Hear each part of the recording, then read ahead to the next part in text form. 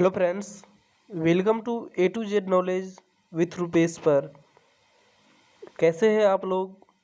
I hope आप लोग अच्छे होंगे और स्वस्थ होंगे। आज की वीडियो में जानेंगे कि आत्मचेतना क्या है,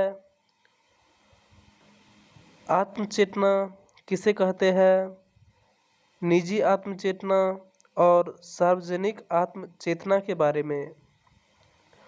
वीडियो को लास्ट तक ज़रूर देखें और कुछ नया सीखें और अपने जीवन में बदलाव लाए।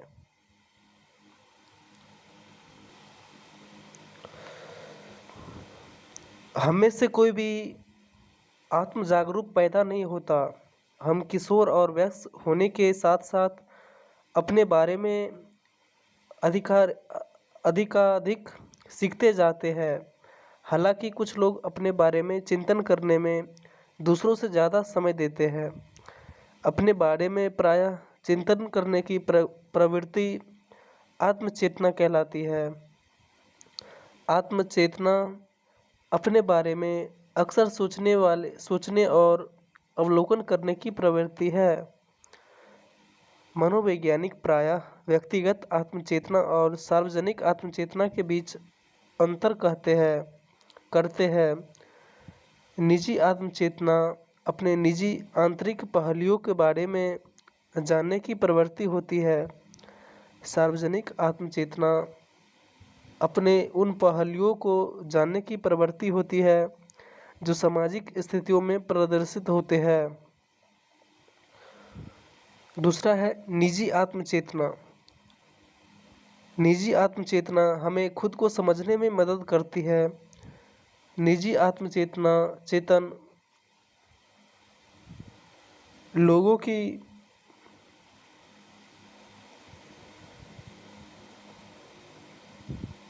आत्म-छवि प्रायः यथार्थवादी और जटिल होती है। वे घनिष्ठ संबंधों में अपने गोपनीय पहलुओं को उजागर करते हैं, जिसमें मानवीय संबंध मजबूत बनते हैं और एकाकीपन के एकाकीपन के एहसासों से निजात मिलती है। उनके तनाव के बुरे प्रभावों की चपेट में आने की संभावना भी कम रहती है। तनाव के बारे में आप अध्याय 3 में अधिक पढ़ेंगे। मतलब आगे आने वाली वीडियो में आप लोग जानेंगे तनाव के बारे में। हालांकि निजी आत्मचेतना के उच्च स्तर वाले लोग अवसाद के शिकार हो सकते हैं, क्योंकि आत्मचेतना नकारात्मक भावनाओं के अनुभव भी बढ़ा देती है। अगला जानेंगे कि सार्वजनिक आत्मचेतना क्या होती है।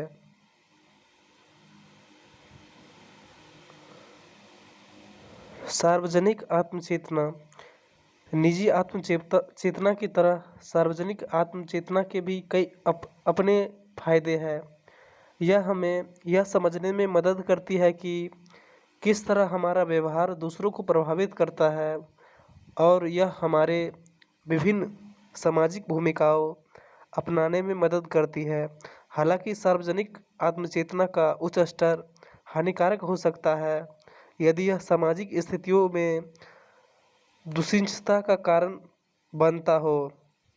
उदाहरण के लिए कुछ लोग इस बारे में अत्यधिक चिंतित रहते हैं कि वे कैसे दिखते हैं और दूसरे लोग उनके बारे में क्या सोचते हैं। सफलता का रहस्य अत्यधिक आत्मचेतना दूसरी चिंता उत्पन्न कर सकती है।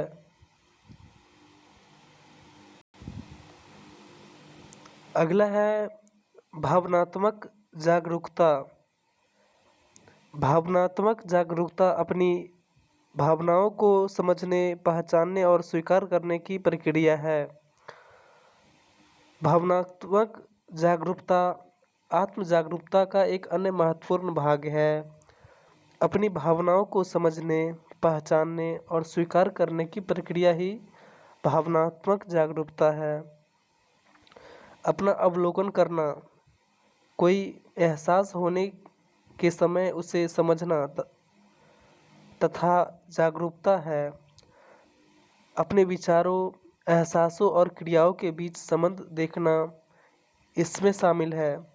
भावनात्मक जागरूक होने से आपको अपनी भावनाएं सकारात्मक तरीकों से संभालने और अच्छे विकल्पों के लिए उनका उपयोग करने में मदद मिलती है। परिस्थितियाँ अनुकूल होने पर भावनात्मक जागरूक होना प्रायः बहुत आसान हो जाता है। यदि आपको किसी महत्वपूर्ण परीक्षा में ए मिला हो तो शायद आप खुश, आत्मविश्वासी, गर्वपूर्ण और क्षमतावान होने का एहसास जागरूकता से महसूस करेंगे। यदि आप बहुप्रतीक्षित छुट्टियों का आनंद ले रहे हैं तो आप कदाचित विश्रांति, आज़ादी और संतुष्टि की भावनाओं से खुद को प्रसन्न महसूस करेंगे। जब परिस्थितियाँ उतनी अच्छी न हो तो भावनात्मक जागरूकता रह पाना बहुत कठिन हो जाता है। ऐसी स्थितियों में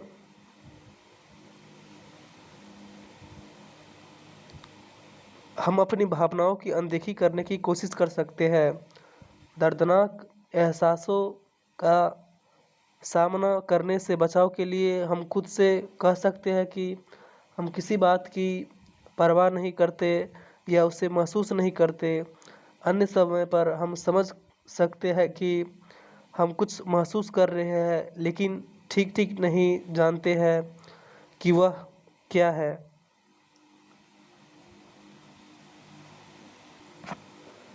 अगला है अपनी भावनाओं की पहचान कैसे करना।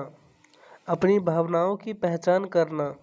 आप किन भावनाओं का अनुभव कर रहे हैं, इसकी पहचान करने का पहला उपाय यह है कि इस पर ध्यान दें। आपका शरीर कैसा महसूस कर रहा है? तनाव, विश्रांति, रोमांचित, उत्तेजित, थका हुआ। चूँकि भावनाओं का एक शारीरिक तथा एक मानसिक मनोवैज्ञानिक भाग होता है, इसलिए अपने शरीर की प्रतिक्रियाएं समझने से आपको अपनी भावनाएं पहचानने में मदद मिल सकती है। आपकी भावनात्मक स्थिति समझने का एक अन्य उपाय यह है कि उस पर विचार करें कि भावना की शुरुआत होने से ठीक पहले क्या हुआ था। क्या कोई घटना हुई थी? क्या आपके मन में कोई विचार आया था? उदाहरण के लिए, आलोचना सुनने के बाद आप खुद को दुखी या अपमानित महसूस कर सकते हैं। यदि आप किसी ऐसे व्यक्ति के सामने फिसलकर गिर पड़े जिसे आप प्रभावित करने का प्रयास कर रहे हैं तो आप शर्मिंदगी, खीज या हीनता पड़े जिसे आप महसूस कर सकते हैं। यदि आप निश्चित न कर पाए कि किस परिस्थिति के कारण वह भावना उत्पन्न हुई तो खुद से पूछे कि आपकी भावनाओं की दिशा क्या है। क्या आप अपने प्रति, किसी अन्य के प्रति या ऐसी भावना का अनुभव कर रहे हैं जिसकी किसी व्यक्ति विशेष से कोई लेना देना नहीं है?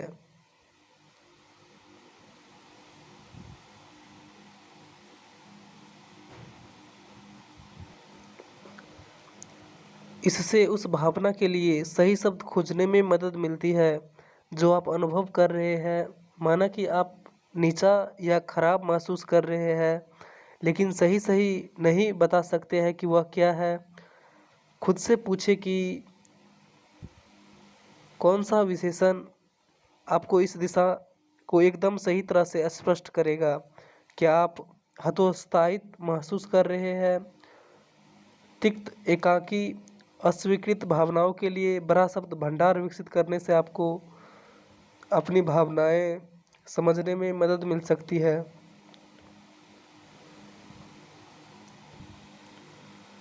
कुछ भावनाओं के शब्द इस प्रकार हैं, जैसे प्रशंसित, प्यार करना, खुश, अधिमूल्य, आकर्षक, बहादुर, सक्षम, उल्लासित, प्रतिस्पर्धी, आत्मविश्वासी, संतुष्ट, साहसिक, रचनात्मक, जिज्ञासु, दबंग, प्रसन्न, समर्पित, जोशीला, हर्षोन्नतित, प्रभावी, प्रफुल्लित, उत्साहित, रोमांचित, मोहित, खुशामद, सुशोभित, आभारी, वीरता, आशावादी, महत्वपूर्ण। ये सब भावनाओं के शब्द हैं। खोजी, बुद्धिमान, रुचिकर, हर्षित, ज्ञानपूर्ण, प्यारा, आशान्वित, आवेशपूर्ण, मुदित, गर्व, अनियंत्रित, नम्य, उपाय कुशल, सम्मानित और रोमांटिक। ये सब भावनाओं के शब्द हैं, हम महसूस करते हैं। और अगला है हम जो महसूस नहीं करते हैं, हम असहज महसूस करते हैं, उसके बारे में भी जानते हैं।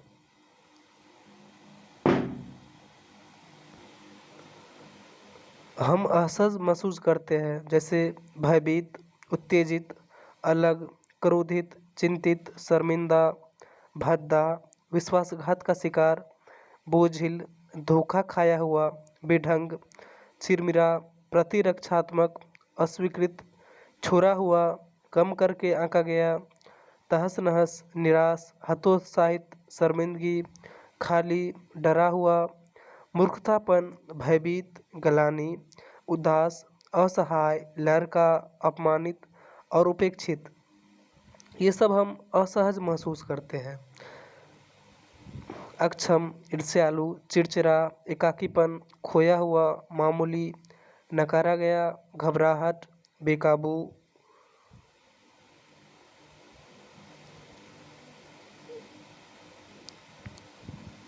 व्याकुल, निराशावादी, नीचा देखा हुआ,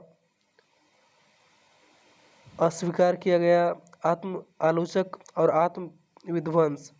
इसे बहुत सारे ऐसे असहज महसूस करते हैं जिसे हम।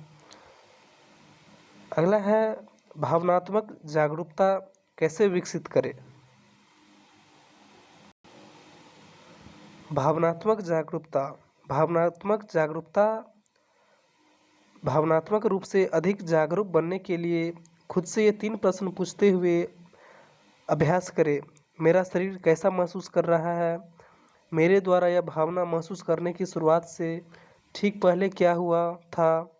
क्या मैं इस भावना को कोई विशेष नाम दे सकता हूँ? भावनाओं के शब्दों वाली एक शब्दावली तैयार करने से आपको अपनी भावनाओं के प्रति अधिक जागरूक बनने में क्यों मदद मिलती है? बस अपनी भावनाओं को एक नाम दे भर से बस अपनी भावना को एक नाम दे देने भर से आपको पता चल जाता है कि आपकी समस्या का कारण क्या है और आप अपनी सामना कैसे कर सकते हैं। अपनी भावनाओं की पहचान करने से आपको उनके बारे में शांतिपूर्वक सोचने में भी मदद मिलती है। तो दोस्तों, आज का वीडियो यहीं तक रखते हैं। वीडियो कैसा लगा कमेंट में ज़रूर लिखें। मुझे उम्मीद है कि वीडियो से आप बहुत कुछ सीखे होंगे। अच्छा लगे तो लाइक, शेयर और कमेंट ज़रूर करें। मिलते हैं नेक्स्ट वीडियो में। थैंक्स। आप हमारी वीडियो को फेसबुक या इंस्टाग्राम पर देख रहे हैं तो हमें फॉलो ज़रूर कर लें। थैंक्स। आपका समय शुभ हो।